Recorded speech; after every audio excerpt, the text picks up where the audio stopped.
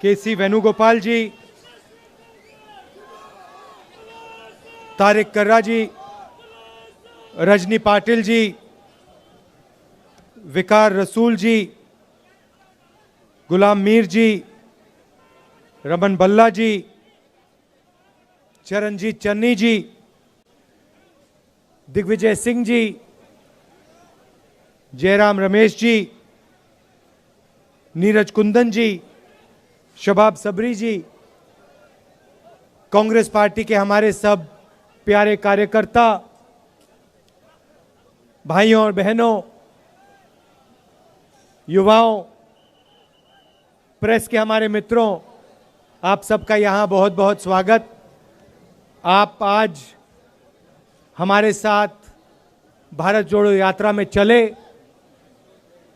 23 kilometre चले। आपने अपनी शक्ति इस यात्रा को दी, हमारे साथ आप खड़े हुए, आपने अपना प्यार दिया हमें। इसके लिए मैं आप सबको दिल से धन्यवाद करता हूं।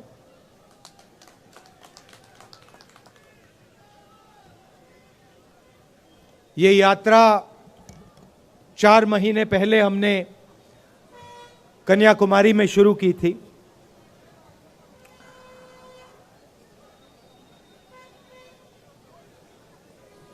बहुत कुछ सीखने को मिला।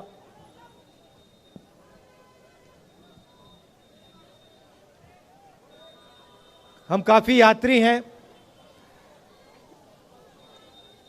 उनमें से शायद कोई भी ये ना कह पाए शुरुआत में कि हमें इतना हिंदुस्तान की जनता से सीखने को मिलेगा। हर प्रदेश ने कुछ ना कुछ नया सिखाया। किसानों ने, मजदूरों ने, छोटे व्यापारियों ने, माताओं बहनों ने, बच्चों ने अपनी दिल की बात रखी,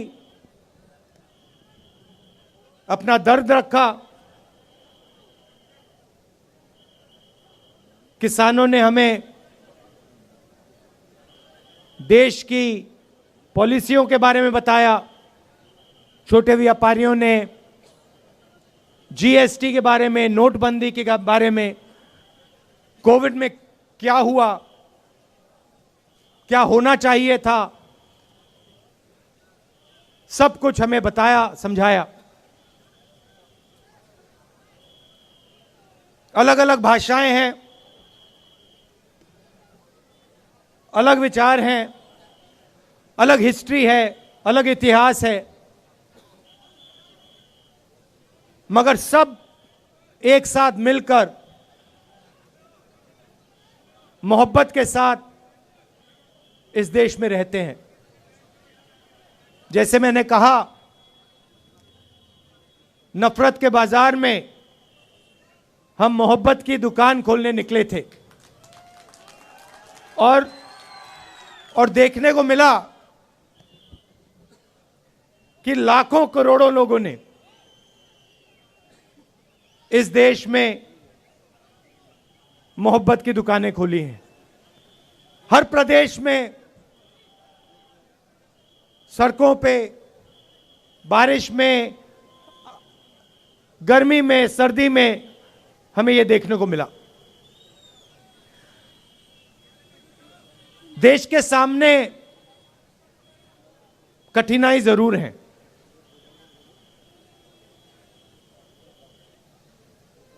लोकतंत्र पे आक्रमण हो रहा है। उस बात को आप सबसे बेहतर समझते हो। यात्रा से पहले हमने पार्लियामेंट में मुद्दे उठाने की कोशिश की।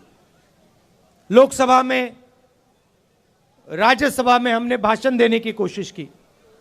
नोटबंदी पे, गलत जीएसटी पे, किसान बिल पे, जो चाइना हिंदुस्तान की जमीन ले गया है, 2000 स्क्वायर किलोमीटर ले गया है, उस पे, मगर हमें लोकसभा में बोलना नहीं दिया। जैसे ही हम बोलने की कोशिश करते थे माइक ऑफ कर दिया जाता था। मैंने भाषण के शुरुआत में आप सबसे कहा, प्रेस के हमारे जो मित्र हैं उनका यहां मैंने स्वागत किया, मगर इनका भी काम लोकतंत्र की रक्षा करने का होता है। टीवी पे, अखबारों में, मैगजीन्स में सच्चाई रखने का इनका काम होता है। पिछले प्रेस कॉन्फ्रेंस में मैंने इनसे सवाल पूछा, प्रेस वालों से सवाल पूछा, आमतौर से ये पूछते हैं। मैंने पूछा, भैया एक बात बताओ, आप नरेंद्र मोदी जी का चेहरा 24 घंटे दिखाते हो, आप ऐश्वर्या राय जी की बात करते हो,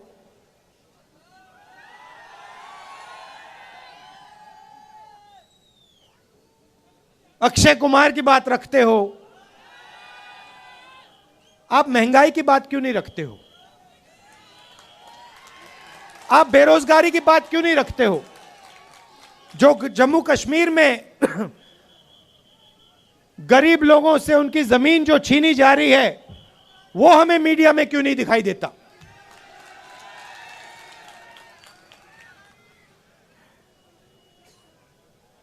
जो कश्मीरी पंडितों के साथ यहां सरकार अन्याय कर रही है।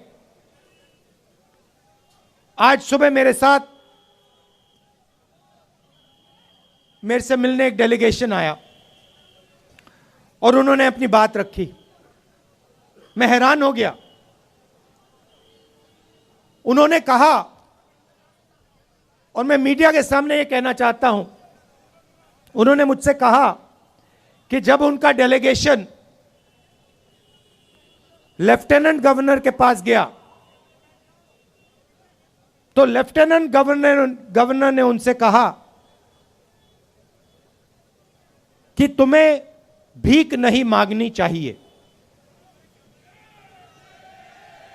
यह देखिए, लेफ्टिनेंट गवर्नर ने कश्मीरी पंडितों के डेलीगेशन को कहा कि आपको भीख नहीं मांगनी चाहिए। लेफ्टिनेंट गवर्नर जी, ये भीख नहीं मांग रहे हैं, ये अपना हक मांग रहे हैं। और अगर आपको कुछ करना चाहिए तो आपको इनसे माफी मांगनी चाहिए।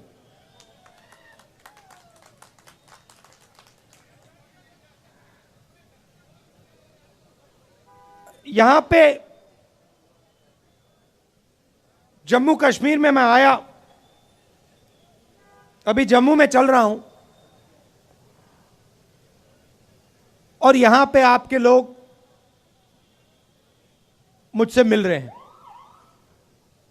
माताएं, बहनें, युवा, बच्चे, किसान सब मिल रहे हैं।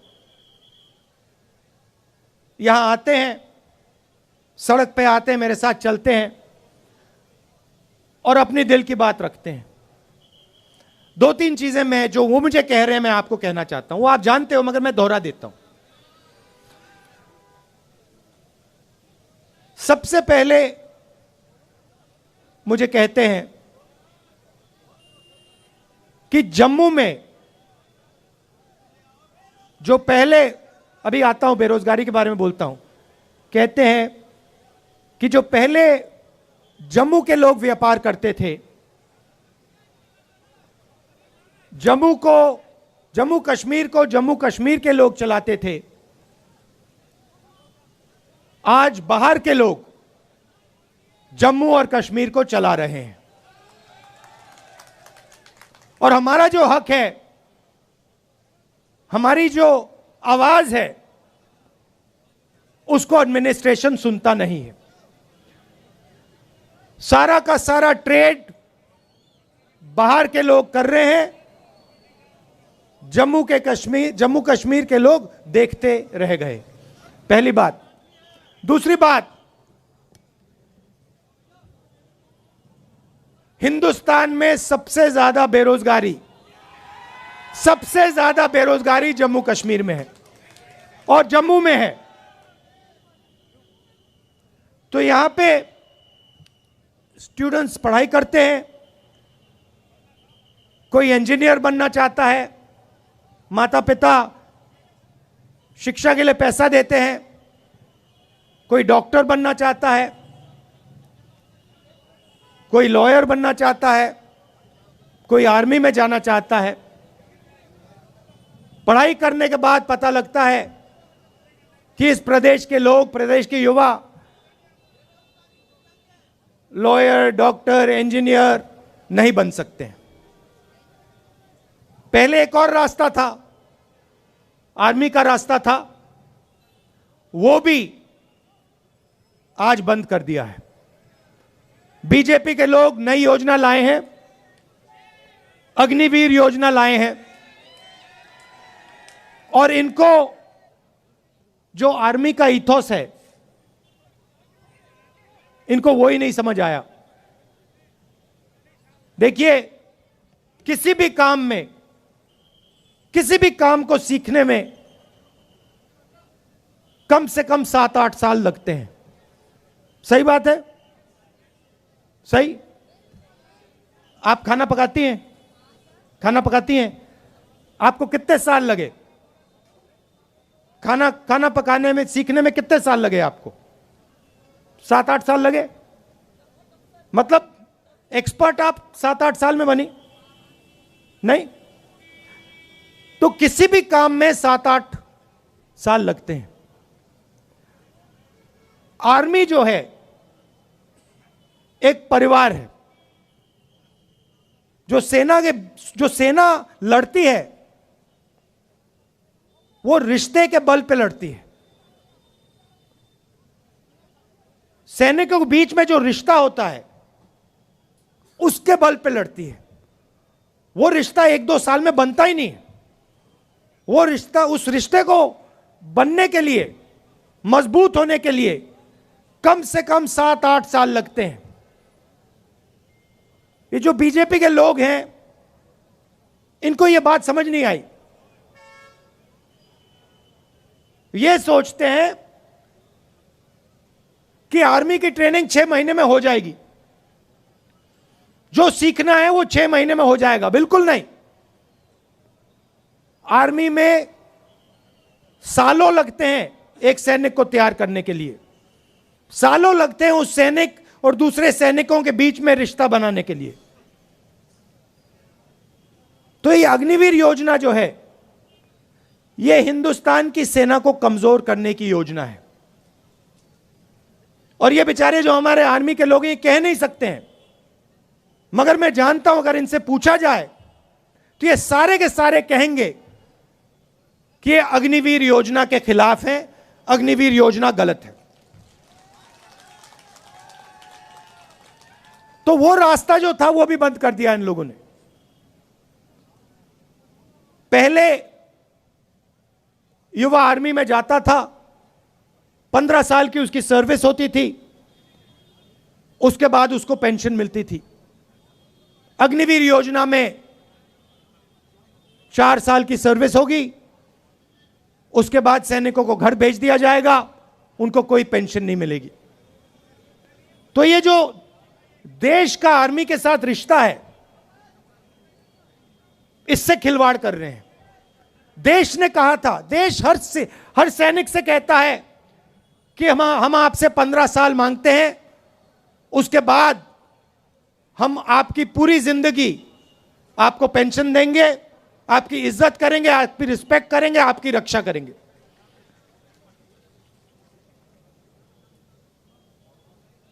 तो ये अग्निवीर योजना जो पहले युवाओं के लिए एक रास्ता था, ये भी इन्होंने बंद कर दिया। बेरोजगारी क्यों आ रही है? क्योंकि सरकार चुने हुए 2-3 उद्योगपतियों के लिए काम कर रही है। ये देखो, यहां पे आपका पूरा का पूरा व्यापार, जो भी आप करते हो, सारा का सारा उन्हीं 2-3 उद्योगपतियों के हाथ चला जाएगा। सच्चाई है। और नरेंद्र मोदी जी ने आपसे कहा आपसे कहा था कि देखिए, नोटबंदी काले धन के खिलाफ योजना है। काला धन मिट गया क्या? नहीं मिटा ना। भाई और बहनों, नोटबंदी और गलत जीएसटी योजनाएं नहीं है, ये हथियार हैं। ये छोटे व्यापारियों को, स्मॉल और मिडिल साइज बिजनेस वालों को मारने के, खत्म करने के हथियार हैं। और सच्चाई ये है कि इस देश को रोजगार सिर्फ ये लोग दे सकते हैं। ये जो 2-3 बड़े उद्योगपति हैं, ये देश को रोजगार दे ही नहीं सकते, कितनी भी कोशिश कर लें ये नहीं दे सकते हैं। तो इन्होंने क्या किया, नरेंद्र मोदी जी और बीजेपी ने क्या किया, जो हिंदुस्तान की रीढ़ की हड्डी है, जो रोजगार देने वाली रीढ़ की हड्डी है, छोटे व्यापारी, स्मॉल और मीडियम बिजनेस, इस रीढ़ की हड्डी को इन्होंने तोड़ दिया है। इसीलिए आज पूरे देश में, सिर्फ जम्मू कश्मीर में नहीं, पूरे देश में बेरोजगारी फैल रही है। आप दूसरा सवाल पूछोगे, महंगाई इतनी क्यों बढ़ रही है? वही कारण है। पूरा का पूरा धन हिंदुस्तान का 2-3 उद्योगपतियों के जेब में जा रहा है। पहले पेट्रोल का दाम क्या होता था? आज कितना है? 100 रुपए। तो जब आपके जेब में से जो 50 रुपए निकल रहे हैं, वो कहां जा रहे हैं? हवा में तो गायब नहीं हो रहे, कहीं ना कहीं तो जा रहे होंगे। क्या वो छोटे व्यापारियों की जेब में जा रहे हैं? नहीं। किसानों की जेब में जा रहे हैं क्या? नहीं। बेरोजगार युवाओं की जेब में जा रहे हैं क्या? नहीं। ये गैस सिलेंडर के दाम बढ़ रहे हैं, उसका पैसा कहां जा रहा है? वो भी 3-4 लोगों के पास।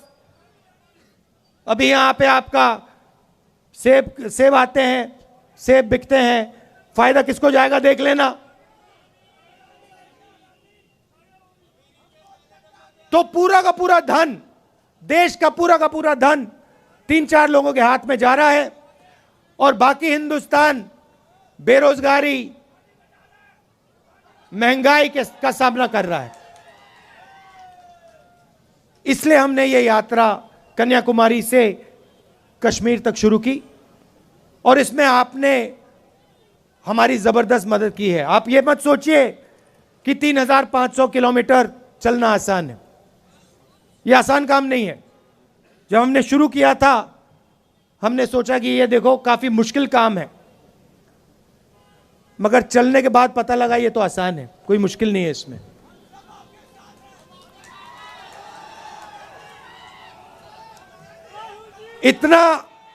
इतनी मदद आपने की हमारी, मैं आपको बता रहा हूं। सुबह हम उठते 5 बजे सुबह उठते थे, अब यहां पे सिक्योरिटी वालों ने कहा है कि 7 बजे निकलना है। मैं चाहता था 6 बजे निकल जाना चाहिए, मगर इन्होंने कहा नहीं 7 बजे निकलेंगे, चिट्ठी लिख दी, तो मैंने एक्सेप्ट कर ली बात। मगर हम निकलते थे सुबह, पूरा दिन चलते थे, 25-27 किलोमीटर बाद ऐसे लगता था कि पहला किलोमीटर चल रहे हैं, थकान ही नहीं होती थी बिल्कुल।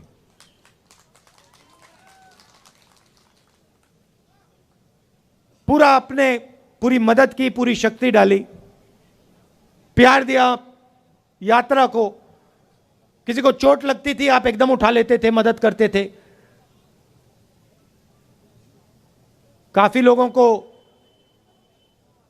चोट लगी, अस्पताल जाना पड़ा, आपने एकदम मदद की। हमारे यात्री चलते हैं, रेस्टोरेंट में, ढाबे में खाना खाने जाते हैं, उनसे कहते हैं कि भैया हम आपसे पैसा नहीं लेंगे, आप भारत जोड़ रहे हो, हमें आपका पैसा नहीं चाहिए। ये देखो, ये कह रहे हैं आज नहीं लिया। पूरे देश में, तमिलनाडु से केरला, कर्नाटक, महाराष्ट्र, हर प्रदेश में जहां भी हम जा रहे हैं, हमारे यात्रियों से आप पूछिए, रेस्टोरेंट में, ढाबे में उनको पैसा नहीं देना पड़ता। ये प्रेस वाले पूछते हैं राहुल गांधी टी शर्ट में क्यों है? राहुल गांधी टी शर्ट में क्यों हैं?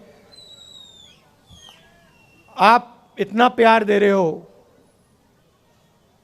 इतनी मोहब्बत दे रहे हो कि मुझे ठंड नहीं लग रही। भैया इनको बात नहीं समझ आएगी, आ ही नहीं सकती। मैं आपको बता रहा हूं, पसीना आ रहा है मुझे अभी। तो ये मुद्दे हैं, और सबसे बड़ा मुद्दा अंत में जो आपका स्टेटहुड का मुद्दा है, उससे बड़ा कोई मुद्दा ही नहीं है। तो आपका हक, पूरा का पूरा हक इन्होंने छीन लिया। तो एकदम कांग्रेस पार्टी पूरा समर्थन आपको, जो आपका स्टेटहुड है उसको रीइंस्टेट करने में पूरा हम दम लगा देंगे। आपने इतना प्यार दिया, दिल से आपका मैं धन्यवाद करना चाहता हूं। और अभी हम आपके साथ और चलेंगे, आपसे मिलेंगे, इसके लिए बहुत बहुत धन्यवाद।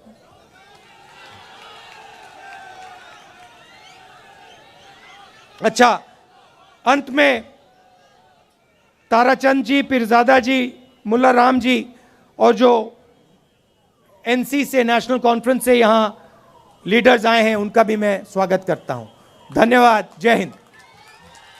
बहुत बहुत धन्यवाद राहुल जी।